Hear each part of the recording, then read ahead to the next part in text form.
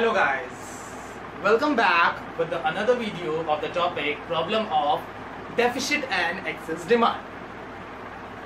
आज हम लोग बात करेंगे हमारे नेक्स्ट टॉपिक के ऊपर जो कि है हमारा इन्फ्लेशनरी एंड डिफ्लेशनरी गैप। सबसे पहले हम लोग बात करते हैं इन्फ्लेशनरी गैप के ऊपर। इन्फ्लेशनरी गैप जैसे नाम से आपको समझ में आ रहा है, यहाँ पे हम लोग बात करेंगे इन्फ्लेशन के ऊपर। इन्फ्लेशन मतलब महंगाई के ऊपर बात करेंगे कि हमारी इकोनॉमी में महंगाई कैसे आती है, कब आती है, या कौन सी सिचुएशन ऐसी होती है जिसमें महंगाई आती है या इन्फ्लेशन आती है। तो सबसे पहले जानते हैं इसका कॉन्सेप्ट क्या कहता है। इन्फ्लेशनरी गैप को हम लोग यहाँ पे एक्सेस डिमांड भी रेफर कर सकते हैं, मतलब चाहे हम इसको इन्फ्लेशनरी गैप बोले या फिर इसको एक्सेस डिमांड बोले, मेरी बात एक ही है। चाहे इन्फ्लेशनरी गैप बोल दो या फिर यहाँ पे हम इसको बोल देते हैं excess demand,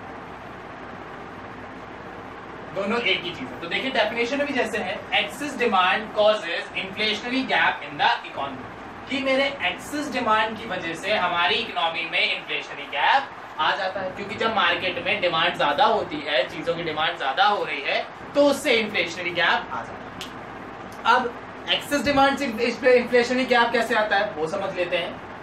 excess demand generate pressure of demand. अब जब एक्सेस डिमांड होगा तो उससे क्या होगा, प्रेशर ऑफ डिमांड क्रिएट होगा। प्रेशर ऑफ डिमांड का मतलब जब एक्सेस डिमांड है, लोगों को चीजें ज्यादा चाहिए, तो उससे क्या होगा, डिमांड का प्रेशर क्रिएट हो जाएगा। जब डिमांड का प्रेशर क्रिएट होगा ऑफ द एग्जिस्टिंग रिसोर्सेज, लेकिन मेरे रिसोर्सेज तो कांस्टेंट है, क्योंकि ये जो हम लोग बात कर रहे हैं, जैसे हमने आपको पहले ही बताया कि यहाँ पे जो हम लोग बात कर रहे हैं वो शॉर्ट रन की बात कर रहे हैं। शॉर्ट रन का मतलब क्या हो गया, छोटे समय के लिए बात कर रहे हैं। शॉर्ट रन यानी कि कम समय के लिए बात कर रहे हैं। तो शॉर्ट रन के स्टेज में मेरी जो मशीनरी होती है या जो टेक्नोलॉजी होती है वो कांस्टेंट होती है। तो मशीनरी और टेक्नोलॉजी कांस्टेंट होने की वजह से यहाँ पे जो मेरे रिसोर्सेज हैं वो तो कांस्टेंट हो गए, वो तो बढ़ नहीं सकते क्योंकि वो तो उतने ही है, उनको तो बढ़ा नहीं सकते। तो एग्जिस्टिंग रिसोर्सेज पे जब हम डिमांड ज्यादा करते हैं तो उससे क्या होता है, मेरा जो कॉस्ट ऑफ प्रोडक्शन है वो बढ़ जाता है। जब हमारे लेबर मतलब मशीनरी तो बढ़ नहीं सकती है, मशीनरी को तो हम बढ़ा नहीं सकते क्योंकि मेरे जो रिसोर्सेज है वो फिक्स है। फिक्स रिसोर्सेज पे जब हम डिमांड प्रोडक्शन ज्यादा करने की सोचते हैं तो उससे क्या होता है, मेरे जो कॉस्ट ऑफ प्रोडक्शन है वो बढ़ जाती है। क्यों बढ़ जाती है, क्योंकि मशीनरी बढ़ा नहीं सकते तो लेबर ही बढ़ाना पड़ेगा। लेबर्स बढ़ाएंगे तो उनको वेजेस देनी पड़ेगी, और जब उनको वेजेस देंगे तो वो मेरे कॉस्ट ऑफ प्रोडक्शन में तो खर्चा हो गया। तो एग्जिस्टिंग रिसोर्सेज पे, गिवन रिसोर्सेज पे जब हम प्रोडक्शन इंक्रीज करने के बारे में सोचते हैं तो उससे जो मेरा कॉस्ट ऑफ प्रोडक्शन है वो इंक्रीज हो जाता है। जब कॉस्ट ऑफ प्रोडक्शन इंक्रीज हो जाएगा तो वो हमारे जनरल प्राइस लेवल को बढ़ा देगा, और जैसे ही हमारा जनरल प्राइस लेवल बढ़ेगा हमारी इकोनॉमी में इन्फ्लेशन आ जाएगी। तो इन्फ्लेशन कैसे आती है, एक्सेस डिमांड होगा, एक्सेस डिमांड हमारा एक प्रेशर क्रिएट करेगा डिमांड का, डिमांड पे प्रेशर क्रिएट होगा तो जो प्रोड्यूसर है वो एग्जिस्टिंग रिसोर्सेज पे, लिमिटेड रिसोर्सेज पे प्रोडक्शन ज्यादा करने के बारे में सोचेगा। जब वो प्रोडक्शन ज्यादा करने के बारे में सोचेगा तो उससे क्या होगा, वो लेबर्स बढ़ाएगा।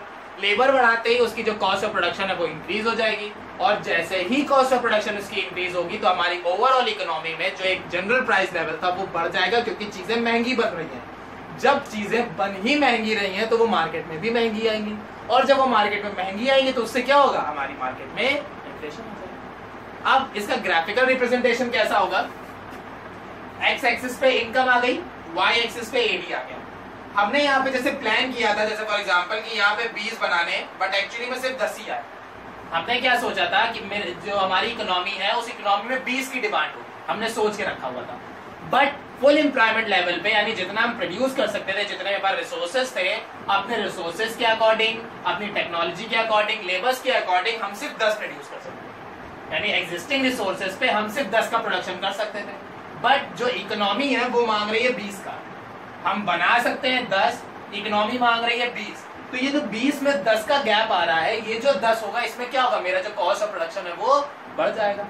जब मेरा कॉस्ट ऑफ प्रोडक्शन बढ़ जाएगा तो उससे क्या होगा, मार्केट में इन्फ्लेशनरी गैप आ जाएगा। ठीक, तो जब हमारी इकोनॉमी में हमारे फुल एम्प्लॉयमेंट लेवल से ज्यादा डिमांड होने लगे, यानी कि जो हमारी इक्विलिब्रियम कंडीशन है उस इक्विलिब्रियम, ये मेरी इक्विलिब्रियम कंडीशन है ये वाली, इस इक्विलिब्रियम कंडीशन से जब ज्यादा डिमांड होने लगेगी, जब ज्यादा गुड्स की डिमांड होने लगेगी तो मार्केट में आ जाएगा इन्फ्लेशन, और इसी इन्फ्लेशन को हम लोग बोलते हैं इन्फ्लेशनरी गैप। अब इन्फ्लेशनरी गैप के कुछ पॉइंट्स देख लेते हैं। पहला क्या होता है, AD is greater than AS, क्योंकि भाई एक्सेस डिमांड है, नाम से ही समझ में आ रहा है कि एक्सेस डिमांड है, तो यहाँ पे पहली condition AD is greater than AS. दूसरा, level of output is constant. Level of output जो होगा यानी जो प्रोडक्शन होगा वो कांस्टेंट होगा। क्यों होगा? क्योंकि मशीनरी है नहीं, टेक्नोलॉजी है नहीं, रिसोर्सेज है नहीं। जब सारी चीजें लिमिटेड अमाउंट में है तो जाहिर सी बात है, अब अगर आपको प्रोडक्शन बढ़ाना है तो लेबर बढ़ानी पड़ेगी। लेबर आपकी चीजों को महंगा कर देगी। तो कोई भी प्रोड्यूसर ये नहीं चाहेगा जो उसके यहाँ चीजें बन रही है वो महंगी बने। तो क्या करेगा? वो प्रोडक्शन उसी जगह रोक देगा कि चलो ठीक है, जितना प्रोडक्शन हो रहा है उतना ही रहने दो, नहीं बना पा रहे छोड़ दो, महंगा बना के कोई भी फायदा नहीं, उससे और ज्यादा नुकसान ही होगा हमें। तो लेवल ऑफ आउटपुट क्या हो जाएगा? कांस्टेंट हो जाएगा। नो अनएम्प्लॉयमेंट और under employment in the economy. हमारी इकोनॉमी में ना अनएम्प्लॉयमेंट होगा यानी कोई बेरोजगार नहीं है, और ना ही अंडर एम्प्लॉयमेंट है। मतलब अब इससे ज्यादा भी आप, मतलब अंडर एम्प्लॉयमेंट का मतलब हो गया कि जो लेबर्स है वो ऐसा भी नहीं है कि एफिशिएंसी से बहुत नहीं कर रहे हैं।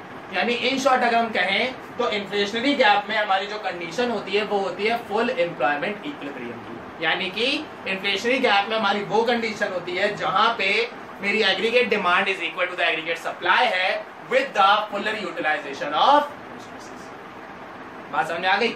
Next, it leads to the wages price spiral. और ये जो मेरी इन्फ्लेशनरी गैप है ये मेरे वेजेस प्राइस स्पाइरल को लीड करती है। यानी कि wages catch price and price catches wages. जब वेजेस महंगी होगी तो अपने आप, जब आपकी वेजेस महंगी का मतलब होगा जब आपकी इनकम ज्यादा होगी तो ऑटोमेटिकली आप महंगी चीजें अफोर्ड कर सकते हैं। तो वेज ने आपके प्राइस को कैच कर लिया, वेजेस बढ़ी तो जो महंगे प्राइस थे उसको पकड़ लिया, है ना। और वहीं जब आपके प्राइसेस ज्यादा होंगे तो उससे क्या होगा? आपकी इनकम बढ़ेगी, क्योंकि जब प्राइसेस महंगे बिक रहे हैं, सामान महंगा बिक रहा है तो क्या होगा? इनकम ज्यादा होगी, और इनकम ज्यादा होगी तो फिर वो प्राइस ने आपकी वेजेस को कैच कर लिया। तो इन्फ्लेशनरी गैप में एक वेजेस प्राइस स्पाइरल का मतलब होता है price catch wages and wages catch price. तो ये था हमारा इन्फ्लेशनरी गैप जिसमें हमारी एक्सेस डिमांड सिचुएशन होती है। एक्सेस डिमांड से इन्फ्लेशनरी गैप कैसे अराइज होता है ये हमने इस वीडियो में भी समझा। अब हम लोग बात करते हैं हमारे डिफ्लेशनरी गैप के ऊपर। तो नेक्स्ट हमारा क्या है? डिफ्लेशनरी। चलिए स्टार्ट करते हैं डिफ्लेशनरी गैप। डिफ्लेशनरी गैप जो हमारा होता है, डिफ्लेशनरी का मतलब होगा डिफ्लेशन यानी कि मंदी का दौर चल रहा है। तो जैसे कि हम लोग इन्फ्लेशनरी गैप को एक्सेस डिमांड कहते थे, उसी तरह डिफ्लेशनरी गैप को हम लोग डेफिशिएंट डिमांड या डेफिशिएंट डिमांड भी कहते हैं। अब इसमें क्या होता है? डेफिशिएंसी ऑफ डिमांड यानी कि डिमांड की कमी की वजह से it create deflationary gap in the economy. Demand की कमी की वजह से या डिमांड जब कम हो जाती है इकोनॉमी में, डिमांड नहीं होती इकोनॉमी में या कम होती है, उस सिचुएशन में डिफ्लेशनरी गैप आ जाता है। अब ये चलता कैसे, इसका पूरा प्रोसेस कैसे चलता है वो समझ लेते हैं। जब लो एडी होगा, लो एडी मतलब लो एग्रीगेट डिमांड यानी कि डेफिशिएंसी इन डिमांड होगी। जब इकोनॉमी में डिमांड नहीं होगी तो जो प्रोड्यूसर है वो इन्वेस्ट भी नहीं करेगा, क्योंकि जब डिमांड ही नहीं हो रही है, गुड्स बिक ही नहीं रहे हैं, तो प्रोड्यूस करके क्या कर लेंगे हम लोग। तो जब इकोनॉमी में डिमांड नहीं होगी तो प्रोड्यूसर इन्वेस्टमेंट नहीं करेगा कि भैया हमें गुड्स नहीं बनाने, हमें प्रोडक्शन नहीं करना क्योंकि बिकता है नहीं, अनसोल्ड पड़ा रहता है, हमें नहीं बनाना। जब वो इन्वेस्टमेंट नहीं करेगा तो आउटपुट भी नहीं होगा, क्योंकि जब वो इन्वेस्टमेंट ही नहीं कर रहा, रॉ मटेरियल ही नहीं ला रहा है, तो आउटपुट भी नहीं होगा। जब आउटपुट नहीं होगा तो बिकेगा क्या? कुछ बिकेगा ही नहीं। जब बिकेगा नहीं तो इनकम भी लो हो जाएगी, और जब उसकी इनकम लो होगी तो वो भी एग्रीगेट डिमांड नहीं करेगा। तो जब इकोनॉमी में एग्रीगेट डिमांड लो होगी यानी डेफिशिएंसी इन डिमांड होगी तो प्रोड्यूसर इन्वेस्ट नहीं करेगा। जब प्रोड्यूसर इन्वेस्ट नहीं करेगा तो क्या होगा? प्रोडक्शन नहीं होगा। प्रोडक्शन नहीं होगा तो इनकम नहीं होगी, और जब इनकम नहीं होगी तो फिर से मेरा एग्रीगेट डिमांड जो है वो। अब इसकी कंडीशंस क्या होती है? पहला, aggregate demand is less than aggregate supply, यानी डिमांड कम होगी और सप्लाई ज्यादा हो जाएगी। डिमांड कम हो जाएगी, सप्लाई ज्यादा हो जाएगी। तो जो डिमांड कम होगी तो इस सिचुएशन को हम लोग बोलेंगे डेफिशिएंट डिमांड। दूसरा, level of output is less than that the full employment level, यानी कि हमारी जो फुल एम्प्लॉयमेंट लेवल है, जितना मेरा पोटेंशियल है, जब हम उस पोटेंशियल से कम प्रोड्यूस करते हैं या जब उस पोटेंशियल से कम चीजें बनाते हैं तो डेफिशिएंट डिमांड आ जाता है। यानी पोटेंशियल मेरा 20 गुड्स बनाने का है बट बना हम सिर्फ 10 ही रहे, तो जब बना हम 20 सकते हैं, बना 10 रहे हैं, तो 10 की कमी हो जाएगी। यही 10 की कमी मेरी कहलाएगी डेफिशिएंट डिमांड। डेफिशिएंट डिमांड में हमारी देयर इज अनएम्प्लॉयमेंट और under employment in the economy. जब गुड्स बना नहीं रहे हैं तो जाहिर सी बात है, या तो मार्केट में लेबर्स नहीं है, मतलब लेबर को काम नहीं मिला इसलिए गुड्स नहीं बन रहे, या फिर जो लेबर काम कर रहा है वो लेबर अपनी पूरी एफिशिएंसी के साथ काम नहीं कर रहा है। तो अगर लेबर के पास काम नहीं है तो यहाँ पे अनएम्प्लॉयमेंट हो जाएगी। बट जब लेबर के पास काम है बट वो कर नहीं रहा है, जानबूझ के मक्कारी कर रहा है, तो यहाँ पे अंडर एम्प्लॉयमेंट हो जाएगी। ठीक।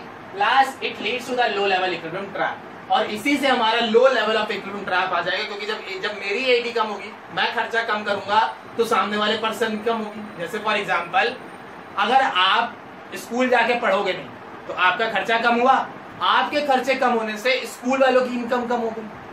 अब जब स्कूल वालों की इनकम कम हुई तो वो टीचर्स कम अपॉइंट करेंगे, तो टीचर्स के लिए उनका खर्चा बच गया, तो वो टीचर्स की कंजप्शन बच गया। अब जब टीचर्स नहीं अपॉइंट हो गए तो टीचर्स के पास पैसा नहीं होगा, तो वो भी खर्चा कम करेंगे। जब टीचर्स खर्चा कम करेंगे तो वो जो इकोनॉमी में कंजप्शन करते हैं वो भी नहीं होगा। तो इन शॉर्ट, अगर एक जगह लो लेवल ऑफ इक्विलिब्रियम ट्रैप होगा तो उससे हमारी पूरी इकोनॉमी जो है वो लो लेवल पे चली जाएगी, जिससे हमारा जो एग्रीगेट डिमांड है वो बहुत ज्यादा कम हो जाएगा। अब इसको ग्राफिकल रिप्रेजेंटेशन के थ्रू समझ लेते हैं। जैसे कि मैंने बताया, एक्स एक्सिस पे y एक्सिस पे एडी। एक होता है AD at full employment, F का मतलब होता है aggregate demand at the full employment level, और ये है एग्रीगेट डिमांड प्लान। तो यहाँ पे देखिए, मेरा जो वर्कर है या जो मेरी इकोनॉमी है वो इतने गुड्स डिमांड कर सकते हैं, तो एम गुड्स की वो प्रोडक्शन कर सकती है। दिखा है ना, फुल एम्प्लॉयमेंट इक्विलिब्रियम जीडीपी, मतलब कि हमारी इकोनॉमी में जो प्रोडक्शन हो सकता है वो इस इनकम तक हो सकता है, इस गुड्स तक हो सकता है। But due to the deficiency of demand, लोग जब खर्चा नहीं कर रहे हैं तो उसकी वजह से क्या हुआ, एक्चुअली में मेरा कितना हो गया, एन हो गया। तो ये जो दोनों के बीच का गैप था, या यहाँ पे जो ये दोनों के बीच का गैप आया है, ये क्या हुआ, मेरा एक्चुअल आउटपुट 20 का होना चाहिए था, but due to deficiency of demand हम सिर्फ 10 की डिमांड कर रहे हैं, उससे हमारी मार्केट में अराइज हो जाएगी डेफिशिएंसी डिमांड। तो जब फुल एम्प्लॉयमेंट लेवल ज्यादा हो, प्लान्ड आउटपुट कम हो, तो डेफिशिएंट डिमांड होती है। जब प्लान्ड आउटपुट ज्यादा हो और हमारी फुल एम्प्लॉयमेंट कम हो तो इन्फ्लेशनरी गैप या फिर एक्सेस डिमांड अराइज हो जाती है। जब फुल एम्प्लॉयमेंट ज्यादा, प्लान्ड कम, तो डेफिशिएंट डिमांड। जब प्लान्ड ज्यादा, फुल एम्प्लॉयमेंट कम, तो एक्सेस डिमांड। एक्सेस डिमांड में इन्फ्लेशनरी गैप, डेफिशिएंट डिमांड में डिफ्लेशनरी गैप। तो ये थी हमारी आज की क्लास, जिसमें उन्होंने बात करी हमारे इन्फ्लेशनरी और डिफ्लेशनरी गैप के ऊपर। आई होप सबको सारी चीजें क्लियर हो गई होंगी। अगर कुछ क्वेरीज है, कुछ डाउट्स है या कुछ सजेशंस आप देना चाहते हैं तो कमेंट सेक्शन पर ड्रॉप कर सकते हैं। Thank you class.